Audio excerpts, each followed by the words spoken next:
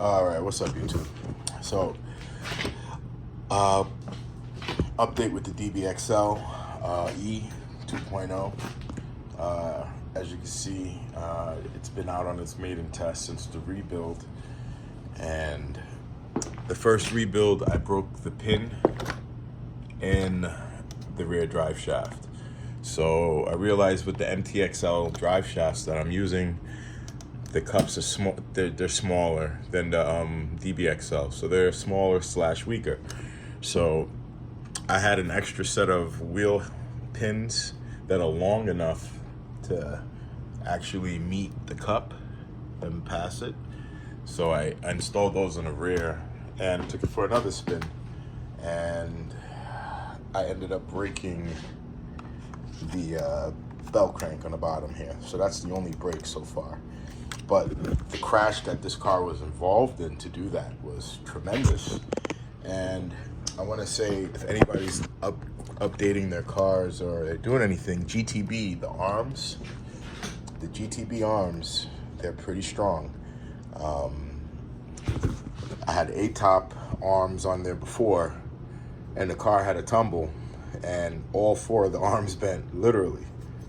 All four of the arms bent, and these were A-top and stock length. So these are the extended length arms for the MTXL from GTB Racing, and they're top quality, man. So shout out to them. These are the links from GTB as well. When you're using it on a Dbxl, you do have to take the spacers out for you to get the correct camber in the front. But the rear, it's fine, no issues. Drive shafts, like I said, the pins are smaller at the cup, so you want to replace it with like an extra set of wheel hex pins that are longer and they're the right diameter, because they are actually they're shorter and narrower, so they're actually the same size as the wheel hex. So if you're not breaking a wheel hex, chances are you're probably not going to break that. So that's how I do that. The front, I probably will upgrade the front drive shafts eventually, but they look like they don't take a lot of abuse, especially with the setup. These grabber tires. Shout out to whoever makes these damn tires, man. These are probably one of the best tires out there. They feel soft. You'd be like, oh, they're not gonna work, but these damn tires, they hook. They hook like a beast. So has this thing doing wheelies, and I think I got like a 24 tooth pinion in there right now. It's not geared to the max. I have the 27 I had on there. It's on the Kraken, which is up there on the shelf. So like I said, the only breakage I had was the plastic part, and I'm actually happy I ordered another plastic to replace it, because I'll probably order an extra spare as well. I thought about going with the aluminum, but if this didn't break, then this would have broke, something else would have broke. So everything is pure solid links, except for the plastic links here and here. I wanted to give it some give, because I'm after this, I'm like, that's not gonna work. So outside of that, the truck held up great.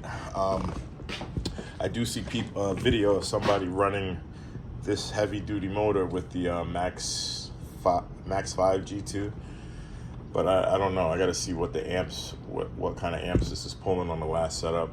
I do want to gear it up, but I can't technically do that with these MTXL drive shafts. So I do want to check out Fastlane and see if their drive shafts are the MTXL length. If they are, then I will order a set, because they should be thicker, stronger. But I'll probably just leave this as it is, because it's very enjoyable. It's not the fastest, but it's fast enough. You know, it's a heavy rig. And when you can see the suspension articulate, like, I don't know if you can see it, but this suspension is gorgeous. So when you're watching it, and it's just, it's so much shit underneath this blanket, and I'm trying to keep it a little cleaner. But the suspension work is gorgeous on the GTB stuff. It's really beautiful. So if you guys are thinking about doing a wide stance Dbxl, just go and get the GTB MTXL arms uprights, and shock shafts. That all bolts into the DBXL. And like I said, just remove the spacer in the front ham joints, and that'll get you the right clearance. You can run Baja 5B tires up front, but like I said, this truck has been through a lot. And these GTB hubs, they've been through a lot. So this one may be a little slightly off.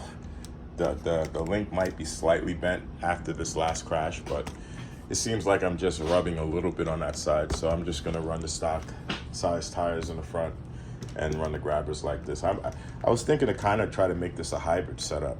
I do want a hybrid, and I don't feel like buying one.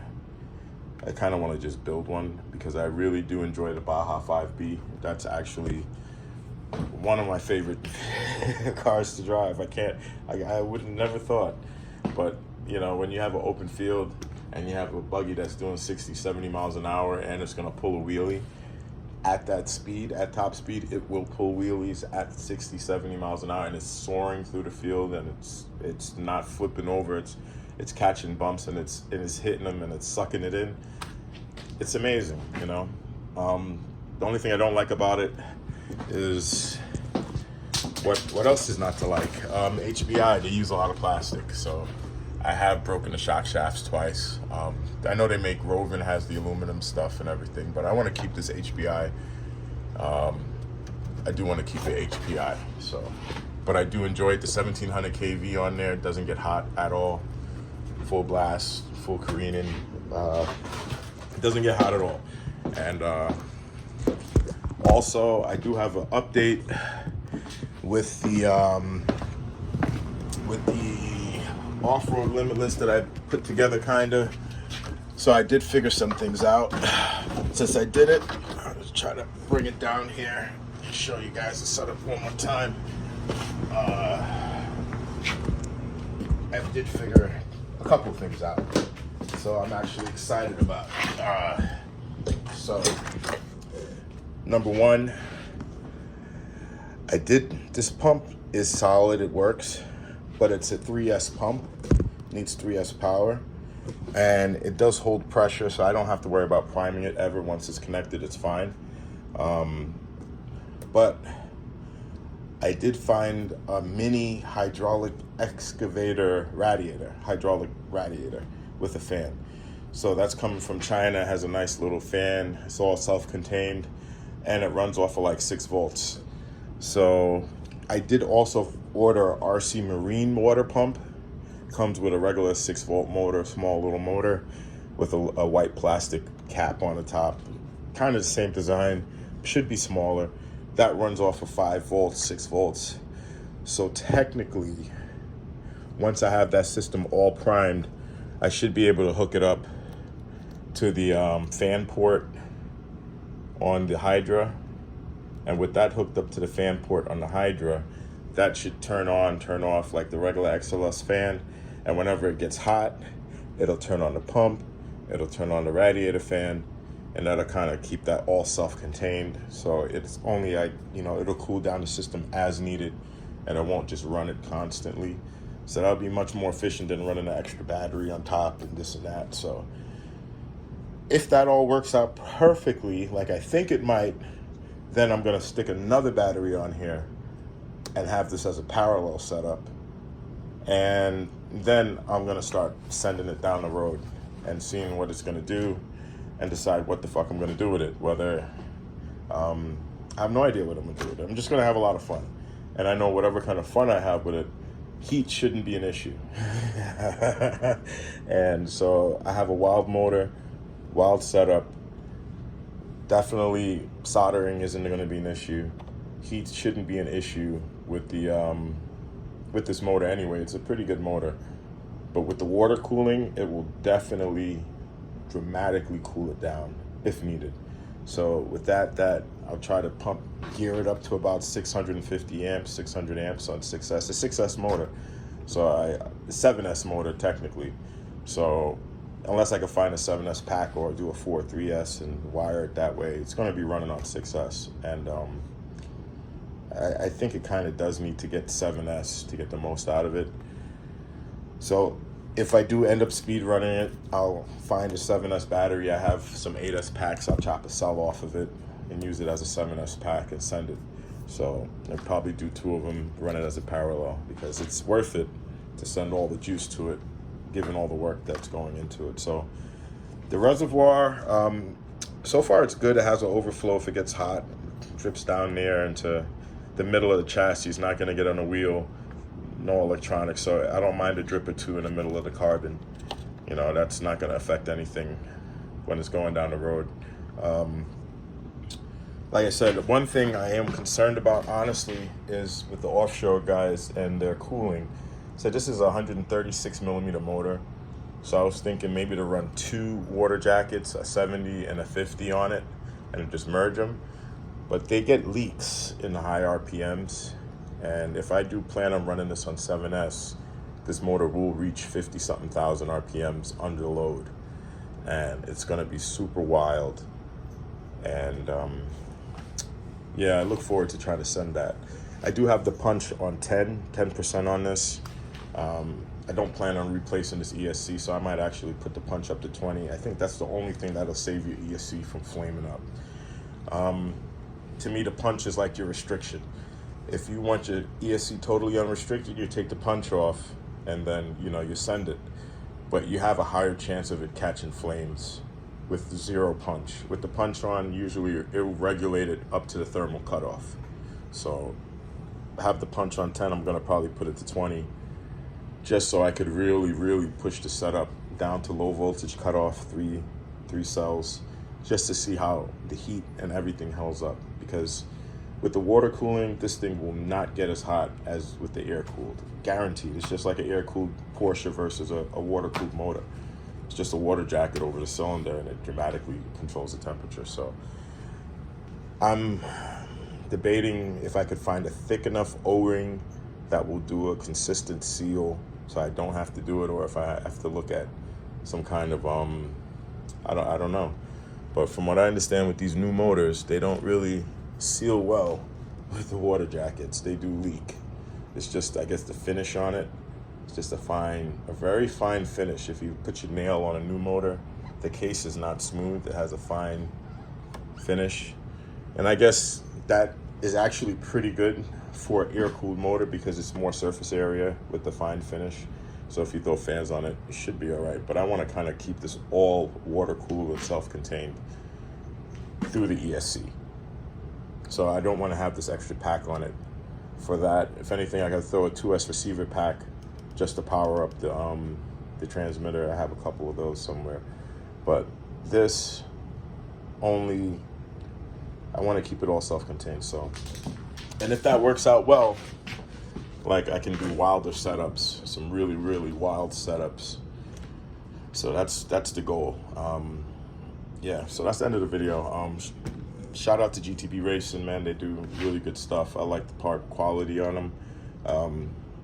Again, breakout of this truck, Hot Racing metal rear hubs, GTB front hubs, and carriers, GTB arms, GTB top arms. I have Vidovon springs.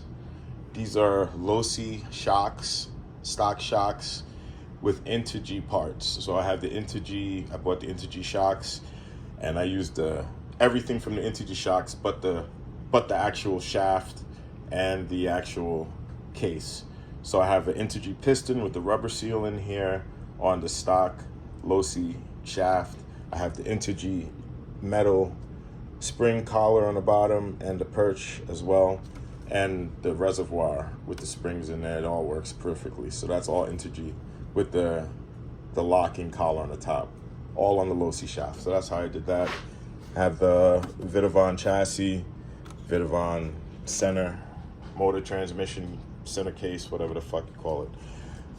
A-top for everything else in terms of the cases, the metal braces. That's all A-top RC. Like I said, if I had to do it again, I would go GTB. To me, GTB is better quality, stronger parts, much stronger. The crash, this thing, about 40, 50 miles an hour was flying, and I realized it was a soccer gold metal post in front, so I hit the brakes while it was there, flipped over, cartwheeled 4 or 5 times out of the way of the metal post, thank God, but it did break this. But, you know, that's the least of my concerns. That's a $20 plastic part on a, you know, a couple $1,000 rig. And also these Kraken 6-volt batteries, if anybody needs a 6S battery and they want to bash hard, have a lot of fun, these batteries have been pushing out consistent 500 amps, 4, 5, 600 amps, no swelling, no packing, nothing. So I use these on the Vector. I use them in here. They fit perfectly in the case.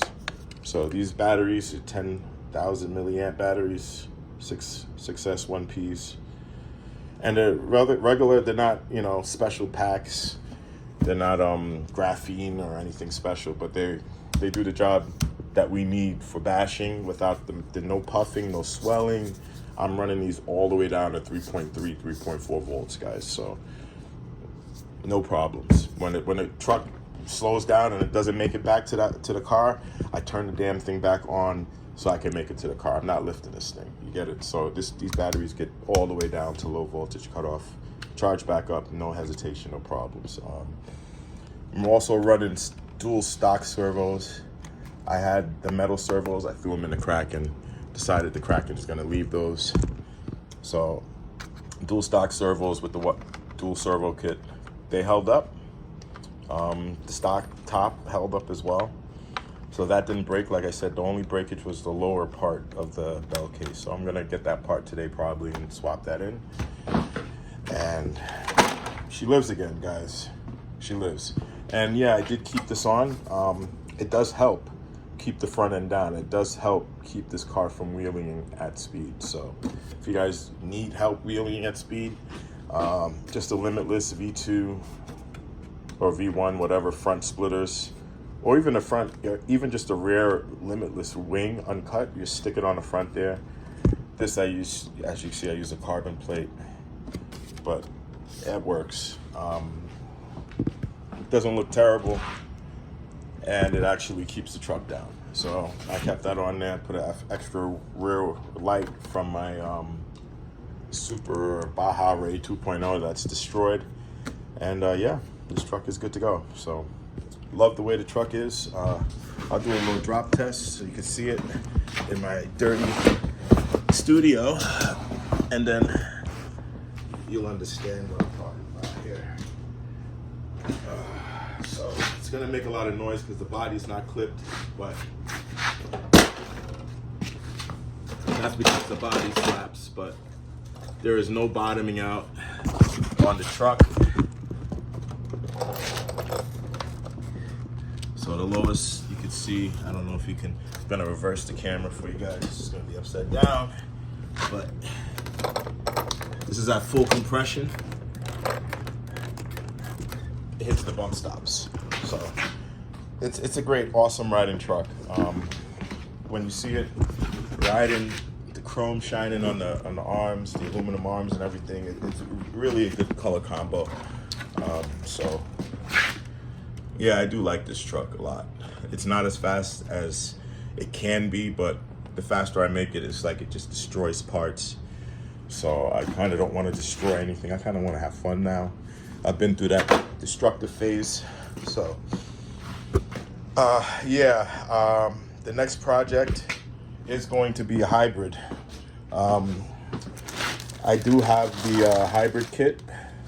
So that's going to be the next project. It's going to be a Baja hybrid, but I am going to do it with the Dbxl arms, and I'm going to try to build like a retro 1/5 stadium truck, like a rear wheel drive stadium truck, like the rear wheel drive like RC10s that we used to have at the 1/10 scale. I'm going to try to replicate that on a 1/5 scale. So that's going to be the winter project as well as that. So all right, shout out to everybody. Everybody stay safe out there. Enjoy your holidays, man. And, yep, that's just another update with the Dbxl. I'm liking how it's looking. It looks a little off with the tires. Like I really want to do something with it, but I do have 5mm spacers but I'm not gonna put them on. I like the extra width of the MTXL arms. It gives you the right clearance. Feels like it's just right. So, all right, guys, take care.